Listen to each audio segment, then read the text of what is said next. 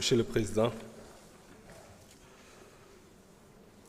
Monsieur le Président, Madame, Messieurs les ministres, chers collègues, l'intercommission constituée par la Commission des Affaires étrangères, des Sénégalais de l'extérieur et de l'intégration africaine, la Commission des finances et du contrôle budgétaire et la Commission des affaires économiques s'est réunie le mercredi 12 mars 2025 sous la présidence de Mme Fatou Diop Cissé, présidente de la Commission des affaires étrangères, des Sénégalais de l'extérieur et de l'intégration africaine, à l'effet d'examiner le projet de loi numéro 4/2025 autorisant le président de la République à ratifier la convention régissant la Commission bancaire de l'Union monétaire ouest-africaine adoptée le 31 mars 2023 à Dakar.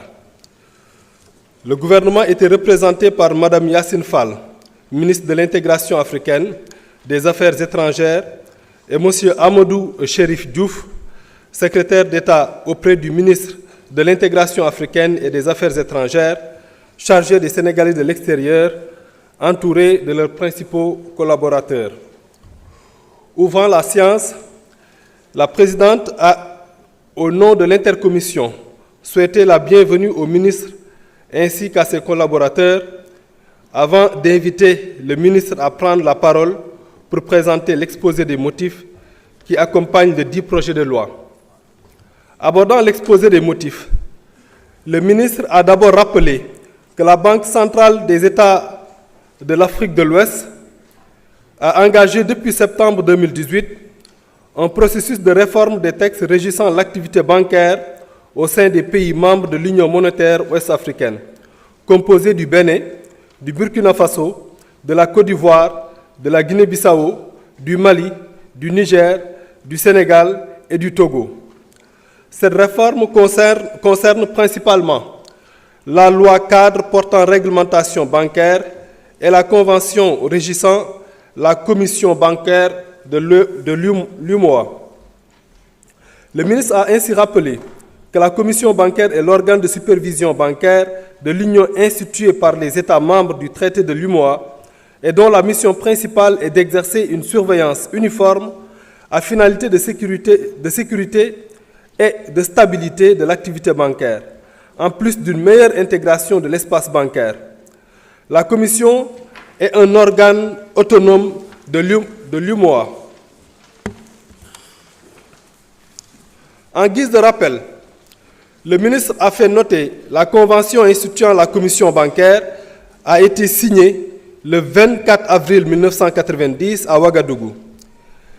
Elle a été révisée en 2007 à la faveur de la réforme institutionnelle de l'UMOA et de la BCEAO pour tenir compte, entre autres, des évolutions et des exigences du secteur bancaire. En effet, les évolutions du secteur bancaire au plan international justifient parfaitement la décision des pays de l'Union d'adapter le dispositif de supervision de l'UMOA aux normes internationales, notamment celles relatives à la résolution des situations de crise dans l'activité bancaire. Elle est rendue nécessaire par la démarche adoptée dans le cadre de la révision de la loi portant réglementation bancaire qui a conduit l'édiction d'un seul acte juridique couvrant l'ensemble des aspects relatifs au statut des établissements assujettis, à savoir l'agrément, le régime de contrôle applicable et le retrait de l'agrément. Ainsi, la nouvelle convention régissant la commission bancaire de l'UMOA s'inscrit dans le cadre de cette dynamique de réforme des textes organisant l'activité bancaire. Elle est structurée autour d'un instrument principal et d'une annexe qui en est une partie intégrante. Au terme des dispositions de la nouvelle convention, la commission bancaire est chargée de veiller à la solidité et à la sécurité du système bancaire de l'UMOA à travers notamment la supervision des établissements assujettis ainsi que leurs résolutions. Veiller à la protection des déposants. Contribuer au maintien de la stabilité du système financier de l'UMOA. Quant à l'annexe unique de la nouvelle convention, elle régit le fonctionnement de la commission bancaire composé de 2 instances décisionnelles, à savoir le collège de supervision et le collège de résolution.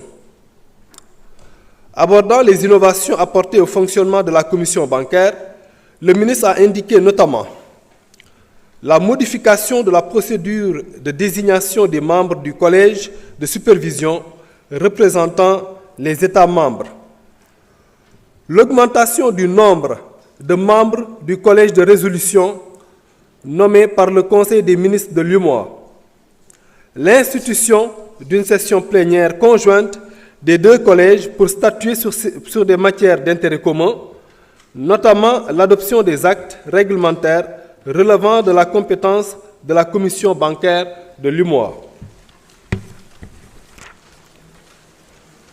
La précision des situations et de procédures permettant de mettre fin au mandat ou de remplacer un membre de la commission bancaire.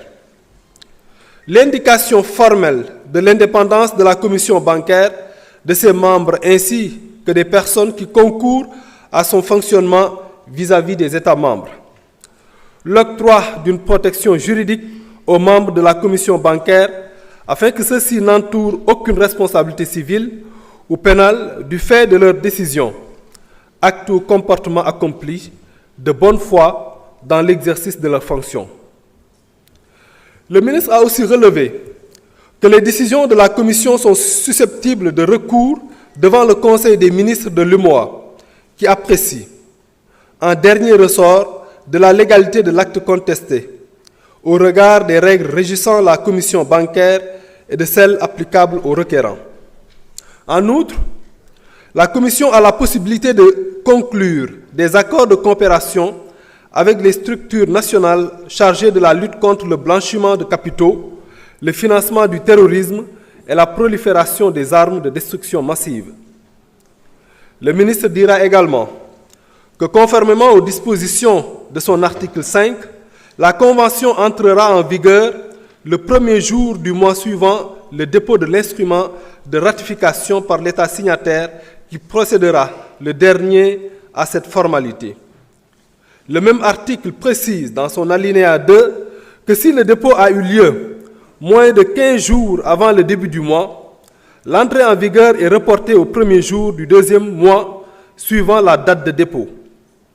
Dès son entrée en vigueur, la Convention abrogera la Convention régissant la commission bancaire conclue le 6 avril 2007 et son annexe a-t-elle ajouté.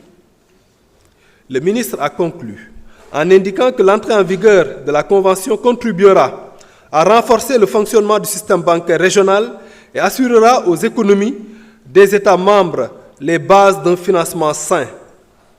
La mobilisation de l'épargne intérieure et des capitaux extérieurs sera ainsi renforcée eu regard aux garanties juridiques que confère l'établissement de la Commission. Intervenant à leur tour, vos commissaires ont formulé des suggestions qui, pour l'essentiel, tournent autour des points ci-après. Vos commissaires ont salué ce présent projet de loi qui vise à renforcer la gouvernance du secteur bancaire au sein des pays membres de l'UEMOA.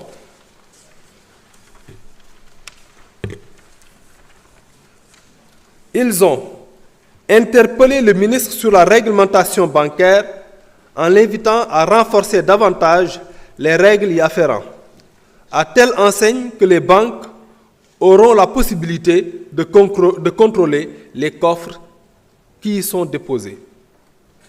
En effet, l'absence de contrôle de ces coffres faciliterait certaines infractions, notamment le trafic de substances prohibées. Vos commissaires ont, par ailleurs, attiré l'attention du ministre sur la non-application de plusieurs mesures édictées au profit des usagers dans le cadre des pratiques bancaires, notamment la gratuité des opérations de retrait hors guichet originel. Ainsi, ils ont demandé un renforcement du contrôle par la commission bancaire des pratiques effectuées par les banques dans certaines procédures.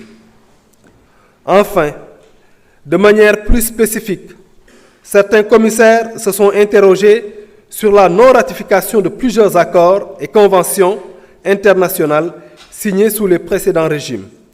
Ils ont également souhaité être édifiés sur l'existence de règles spécifiques applicables aux usagers de banques en situation de célibat. Reprenant la parole, le ministre fera tout d'abord remarquer que les différents audits effectués ont relevé une situation financière marquée par une forte pression sur l'économie du Sénégal. Avec l'arrivée d'un nouveau gouvernement, il a été procédé à l'examen de la situation financière, particulièrement des investissements étrangers dans certains secteurs stratégiques, comme les mines. Cette évaluation avait pour but de déterminer la nature des contrats établis et le type d'accords conclus. Dans la même dynamique, le ministre a rappelé la nécessité de réviser l'impôt pour un grand nombre d'acteurs économiques, y compris les investisseurs étrangers qui bénéficient d'exemptions fiscales pendant une certaine période et sous certaines conditions. Madame le ministre a indiqué que les conditions d'entrée en vigueur de cette convention régissant la commission bancaire sont prévues dans l'article 6 de ce même texte. Cependant, les principales attributions sont déjà entrées en vigueur par la modification de la convention de 2007. Satisfaits des réponses apportées par Madame le ministre, vos commissaires ont adopté à l'unanimité le projet de loi numéro 4/2025 autorisant le président de la République à ratifier la convention régissant la commission bancaire de l'Union monétaire ouest-africaine, adoptée le 31 mars 2023 à Dakar. Il vous demande d'en faire autant s'il ne soulève de votre part aucune objection majeure.